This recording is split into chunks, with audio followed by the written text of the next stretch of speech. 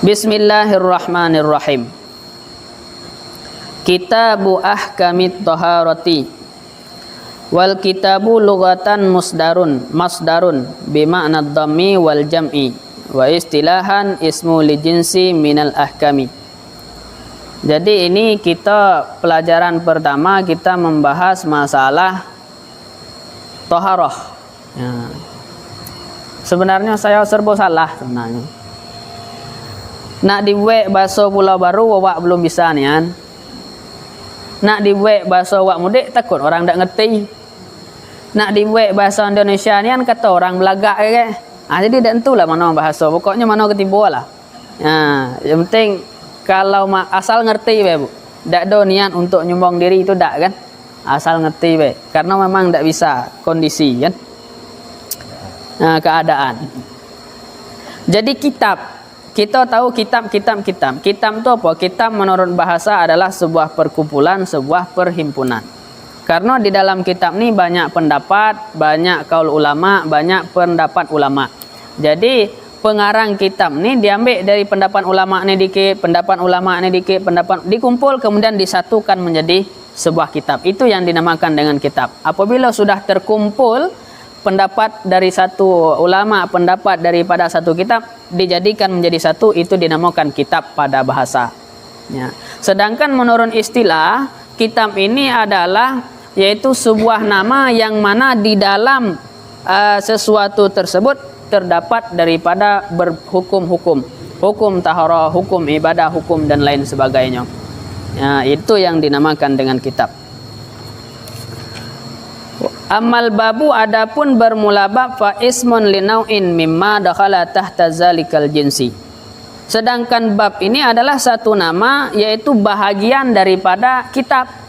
Sebab macam ni di dalam kitab itu ada bab. Di dalam bab itu ada pasal. Di dalam pasal nanti adanya furu'. Jadi macam-macam. Ya, maka kitab yang menyeluruh. Sama dengan mobil. Mobil itu adalah kata jenis.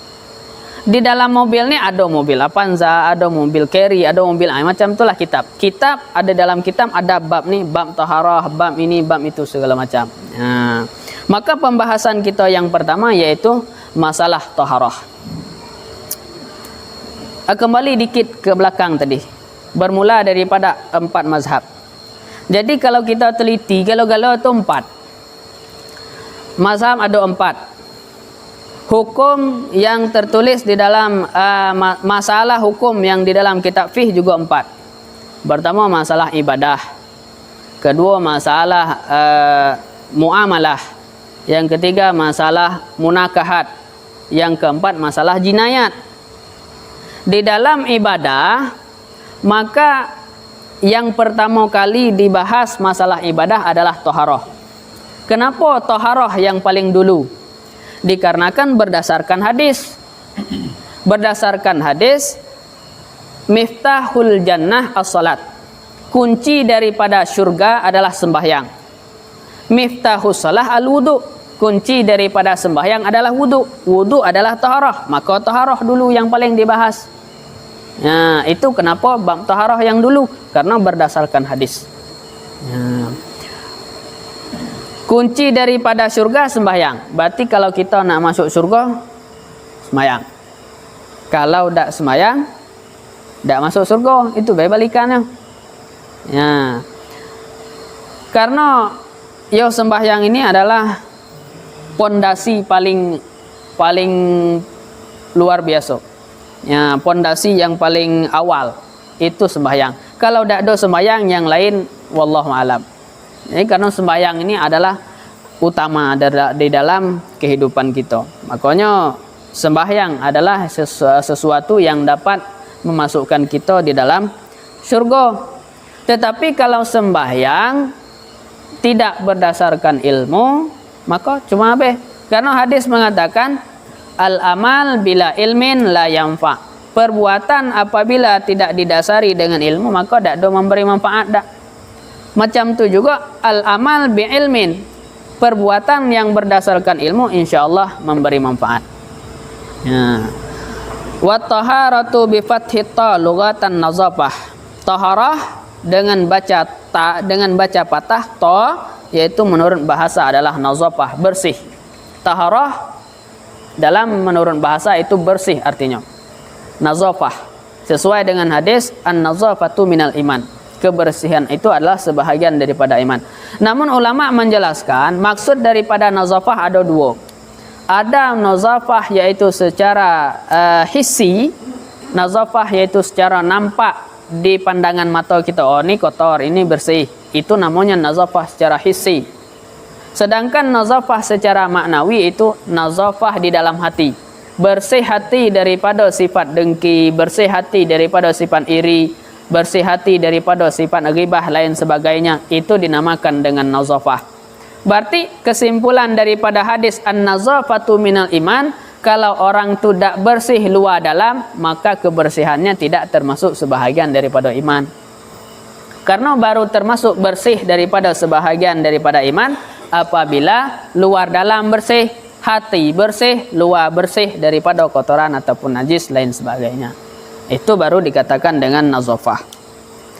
Sedangkan menurut syara, wa amma syar'an fa fiha tafasir kasiratun minha qauluhum. Kalau menurut syara, taharah ini banyak memiliki definisi ataupun ta'rif ataupun pengertian. Pengertian taharah itu banyak. Cuman sebahagian daripada banyak tersebut musannif menjelaskan fi'lun ma tustabahu bihi salat ay minal wudu wa ghusli wa tayammumi wa izalatin najasati. Taharah kalau menurut syara adalah sebuah perbuatan yang perbuatan tersebut memperbolehkan kita untuk semayang.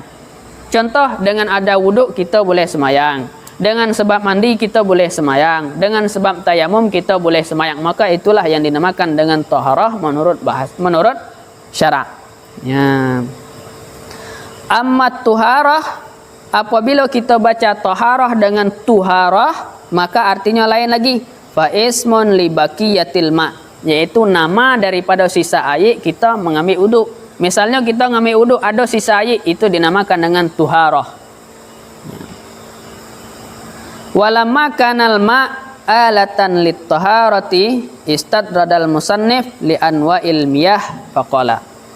Dikarenakan air ini merupakan salah satu daripada alat kita untuk bersuci, maka musannif menjelaskan apa-apa air yang boleh untuk dipergunakan untuk wuduk. Apa air? Apa air? Sungai? Apa air hujan? Mana air yang boleh untuk dipergunakan untuk bersuci, untuk mandi ataupun untuk wuduk. Jadi al-miyahu allati yajuzu ay yasihhu tathiru biha sab'umiyah. Air yang boleh dipergunakan untuk berwuduk, untuk mandi wajib, itu ada 7 air. Yang pertama, ma'us samai, yaitu air langit. Maksud air langit, nazilu minha, yaitu air yang turun daripada langit, wahwal matar, yaitu air hujan. Air hujan boleh. Boleh kita ngambil wuduk dengan air hujan. Tetapi kalau seandainya di rumah tu kayak pancun tu apa nama tu? Pancun air dah dari atap. Tengok juga, karena kadang dari atap tu kadang ada tai cicak tai mencit, tai di situ. Tu elok ditengok juga, jangan asal hujan langsung ambil wuduk. Ya, tapi tengok dulu air hujan tu datangnya jalurnya tu elok pada. Kalau secara langsung dari langit, tu boleh. Tak masalah, suci. Kenapa? Karena kata Allah Subhanahu wa taala, anzala minas sama'i ma'an tuhuran. Karena kami menurunkan, yaitu wa anzalna minas sama'i ma'at tuhuran. Kami menurunkan air daripada langit, yaitu air yang suci lagi menyucikan. Ini dasarnya air hujan suci. Berdasarkan firman Allah Ta'ala, wa anzalna minas sama'i ma'an tuhuran. Kami menurunkan air daripada langit, yaitu air yang suci lagi menyucikan. Tapi itulah tadi tengok air daripada apa tadi itu bersih tak? Ada tak tai cicak di situ? Kalau ada, tidak boleh. Nah. Kemudian yang kedua, wa ma'ul bahri ay milhi, yaitu air laut, air asin. Di mana? Di juzuk 2 kalau tidak salah. Sebenarnya pada hakikatnya air laut ni pertama kali dulu tak masin. Macam tu juga dulu tu tak ada binatang buas. Tak ada harimau dulu tu tak mau makan orang. Ular dulu tak mau nyatuk orang. Kenapa jadi macam tu? Dulu antara manusia dengan binatang sahabat. Baik itu binatang yang buh makan ataupun tak. Tetapi di saat siapa anak Nabi Adam yang membunuh kantin, siapa nama? Kabil atau Habil? Kabil. Hah? Kabil. Nah, di saat terjadinya pembunuhan anak Nabi Adam tersebut, maka air laut menjadi asin, binatang lari daripada manusia karena menganggap manusia ini orang yang paling kejam. Disitulah mulai ada harimau yang mau makan orang, ada ular yang mau nyatuk orang. Nah, itu permulaan pertama karena terjadinya pembunuhan tersebut. Maka dari anak Nabi Adam nih, apabila terjadi pembunuhan di dunia kini, maka tetap anak Nabi Adam mendapat dosa daripada perlakuan yang kini. Kenapa? Karena berdasarkan hadis Nabi, siapa yang memulai sebuah perbuatan dan perbuatan tersebut diikuti oleh orang lain, maka kalau seandainya perbuatan itu baik, berartinya dapat 2 pahala. Yang pertama pahala dia melakukannya, yang kedua pahala yaitu orang mengikuti perbuatan tersebut. Contoh macam ni, kita malam ni lah mulai majlis taklim, maka kita dapat pahala. Dan apabila majlis taklim ini diikuti oleh cucu kita, anak kita, maka kita mendapat pahala juga. Karena apa? Karena kita memulai daripada sebuah kebaikan. Macam tu juga kita mendukung kepala desa, mendukung presiden lain sebagainya. Kalau seandainya kita mendukung yang salah, perbuatan kita yang pertama karena mendukung yang salah dapat dosa. Perbuatan kita apabila dia menang, dia melakukan kejahatan, kita juga dapat dosa. Kenapa? Karena awak. Jadi makanya hati-hati. Jangan asal ulum. Nah, cucu. Nah, resiko dunia akhirat. Malu kita besok ditanya orang, kenapa masuk neraka? Karena saya 100.000. Allahu Akbar, tanggung. Masuk neraka karena saya 100.000. Ladeh gue bunyi. Kenapa masuk neraka? Korupsi dulu 1 triliun. Ladeh gue bunyi. Ini karena awak sen 100.000 masuk neraka. Dah balik modal dah. Tekor. Macam tu juga kita. Kalau kita memulai sebuah perbuatan yang buruk dan perbuatan tersebut diikuti oleh orang lain, kita dapat dosa karena kita melakukan, dan kita dapat dosa apabila diikuti oleh orang lain. Dah habis nih. Jam berapa Zan? Kita buka sesi pertanyaan kan tuh. Lalu di situ lama kan? Hah? Oke. Kemudian air yang boleh selanjutnya untuk dijadikan sebagai alat bersuci, wa ma'un nahri, yaitu air sungai, artinya air tawar. Air sungai boleh walaupunnya keruh. Ayo keruh dah. Nah, karena tanah, tak apa-apa dak. Boleh. Ya. Kemudian wa ma'ul bi'ri, kemudian air sumur boleh juga. Wa ma'ul aini, air mata air, wa ma'ul salji, wa ma'ul bardi. Air salju boleh, air embun. Kada malam, cuba malam tu letak geleh. Tengok pagi pasti ada air dalam geleh. Itu namanya air embun. Cuman bedanya kalau air salju ni turun dari langit cair, tiba di bumi kereh. Kalau air embun dari langit kereh, tiba di bawah cair. Nah, itu bedanya.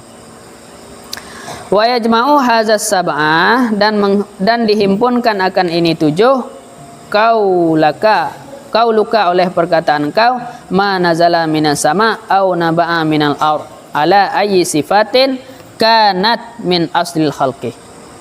Dari 7 air tersebut terhimpun dalam sebuah kata, sesuatu air yang keluar, yang turun daripada langit dan keluar daripada bumi, itu boleh untuk dijadikan sebagai suci. Boleh hukumnya kita mempergunakan untuk berwudu. Nah, tengok walaupun asal dasarnya itu masin ataupun hijau, tersalah. Atas nama dasarnya macam tu. Dah, ada pertanyaan kira-kira? Nah, dia sebenarnya ini Ustaz. Nah, Yang pertama kali air sumur kan. iya. Air sumur ini penjelasan kan boleh itu dulu. Jadi sumur ini dimaksud oleh binatang najis dan sekending. Jadi air itu jadi keluar. Iya. Setelah itu sumur itu kering. Setelah berapa kali kering itu air pasang lagi. Itu gimana? Itu kering lah, nggak pernah kan? Kering total ya. Iya, kering total. Nah, jadi pertanyaannya, sumur masuk bangkai, kemudian kering sumur tersebut, bangkai diangkat, boleh tak? Nah, contoh ya. Nah. Pertama, apabila air dua kulah nih ukuran kita tuh 1,5 hasta, panjang, lebar, dalam. Itu 2 kulah ataupun 60 cm. 60 cm. Pas lah ya. Nah, 60 cm panjang, lebar, dalam. Apabila lah memenuhi sebanyak 60 cm 2 kulah ini masuk bangkai, maka kalau seandainya tidak berubah daripada warna apa segala macam, berarti tidak menjadi najis. Nah, tak seandainya masuk anjing nih berubah bau daripada air itu, berarti najis. Kemudian kita angkat anjing tersebut, kering sumur, timbulnya baru, berarti lah hilang air tadi. Nah, kemudian apa lagi juga?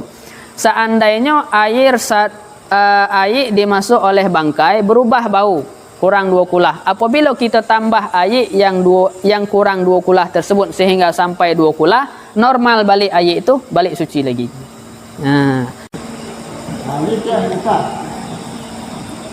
Kami petani ini kadang-kadang bikin pondok kan. iya. Cuma lantainya tidak rapat. Iya. Lantainya tidak rapat. Setelah itu kita sembahyang pakai sarung. Nah, contoh tuh, kalau ditengok di bawah, jelas orang tengkap. Lantainya tidak rapat. Yang dimaksud dengan aurat di dalam sembahyang ni apabila nampak daripada atas, apabila nampak daripada samping. Tapi ya, Kalau dari bawah tidak apa-apa. Kalau dari nah, kalau dari bawah dipermasalahkan, terpaksa kita sembahyang pakai celana legging. Nah, pakai celana ketat, jadi kita sembahyang supaya ada nampak. Kalau dari bawah ada apa ada? Nah.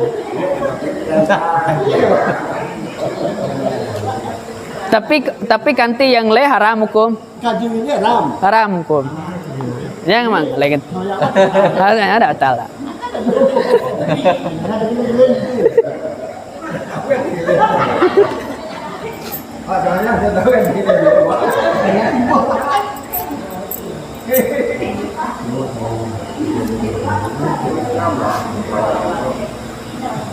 Di dalam kaji kitab itu kan ada yang disebut dengan air mustamal ya. Apa yang maksud dengan air mustamal itu apa? Air mustamal adalah air yang sudah kita pergunakan pada tempat yang wajib. Sama dengan air yang sudah kita gunakan untuk mandi wajib. Maka air tersebut dinamakan air mustamal. Ataupun air yang sudah kita guna untuk membersih najis, maka itu dinamakan dengan air mustakmal. Air yang sudah kita pergunakan untuk membasuh anggota wudhu yang wajib, maka itu dinamakan air mustakmal. Tetapi basuhan yang pertama ya, basuhan yang pertama. Karena basuhan pertama ini yang wajib. Jadi itu membasuh pertama, Bu, itu harus rata. Kalau tidak rata basuhan pertama tidak sah. Yang kedua, yang ketiga itu bukan untuk melengkapi, bukan untuk menyempurna. Itu cuma tambahan, Be. Nah, yang wajibnya pada basuhan pertama itu yang wajib rata kalau. Kalau tidak rata pada basuhan pertama, tidak sah wudhu. Karena itu yang wajib. 2, 3 sunat hukum. Nah, jadi air mustakmal basuhan yang pertama itu. Kalau yang kedua, ketiga itu tidak mustakmal.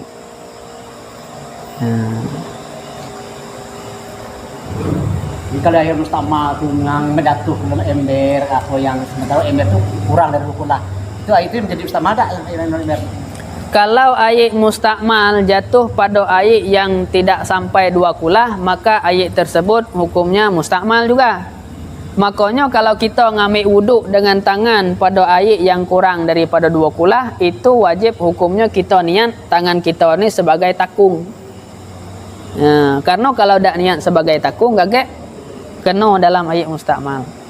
Maka airnya mustakmal hukumnya. Macam tu juga basuh wajah pada kali yang pertama, percikan daripada air wajah ni mustakmal namanya. Apabila percikan ini jatuh pada air yang kurang daripada 2 kulah, maka air tersebut menjadi mustakmal. Ada banyak dikit yang tanda. Ya.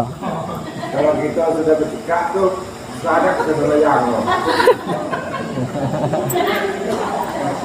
Bercakap macam mana dah? Kita kan sedang emosi juga. Ya. Kemudian kita bawa melayang. Duduk dah. Duduk dah. Cakap dah tahu duduk dah. Macam ni, orang yang dalam keadaan marah, sunat hukumnya berwuduk supaya reda marahnya. Karena marah itu dari syaitan, maka diredam dengan air supaya hilang marah tu. Sembahyang dalam keadaan marah asal jangan Allahu Akbar, kurang ajar. Itu batal dia. Atas nama tak melakukan sesuatu yang membatalkan sembahyang besah. Tapi masalah terima, wallahu alam. Karena terima tak terima itu adalah tergantung dengan khusyuk. Di dalam kitab Muraqi Ubudiyah, sembahyang yang diterima itu adalah sembahyang yang khusyuk. Sembahyang yang khusyuk. Berapa kita yang khusyuk sembahyang? Oh, 2 rakaat. 2 rakaat diterima. Ada payah qada. Pahalanya yang dapat cuma 2 rakaat. 2 rakaat lagi dah dapat pahala dak. Itu makanya gunanya sembahyang qabliyah, sembahyang ba'diyah untuk menutup kekurangan khusyuk kita yang ada di sembahyang fardu. Oh, misalnya sembahyang fardu kita yang khusyuk 2 rakaat. Kita sembahyang sunat khusyuk 2 rakaat. Oh, lepas 4. Dapat pahala 4. Itu tu guna fungsi daripada qabliyah dengan ba'diyah.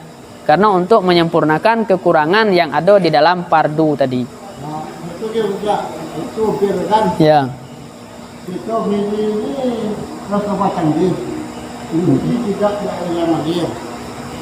Cuci pakaian kan. Ya. Tetapi cuci di rumah itu dalam baskom.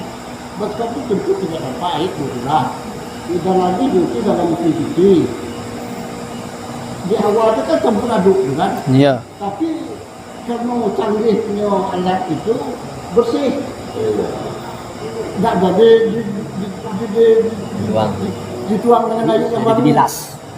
Ya. Kita kan perempuan mana tahu tak? Ya, ya.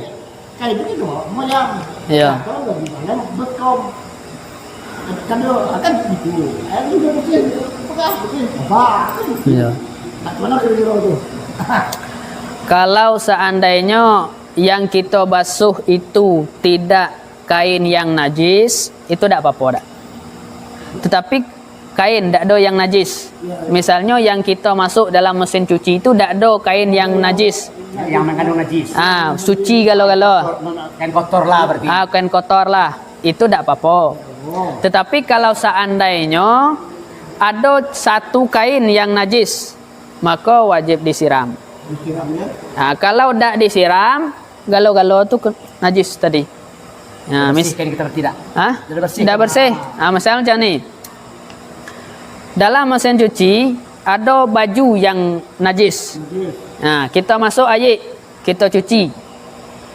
Berarti galo-galo baju yang ada di dalam mesin cuci itulah najis. Karena sebab satu baju tadi. Kalau kita keringkan, maka tadi baju galo-galo ni lah najis. Makanya sebelum kita keringkan, kalau seandainya kita menyucikan baju yang najis, itu di apa dulu? Siram dengan air. Disiram dulu, dibersihkan dulu, baru dikering. Ataupun sebelum kita basuh, kita hilangkan najis dulu, dibasuh, tidak apa kita. Lala. Ayo. Jadi hanya sekian, kami akhiri dengan wabillahi taufik wal hidayah. Assalamualaikum warahmatullahi wabarakatuh. Wallahu a'lam bishawab.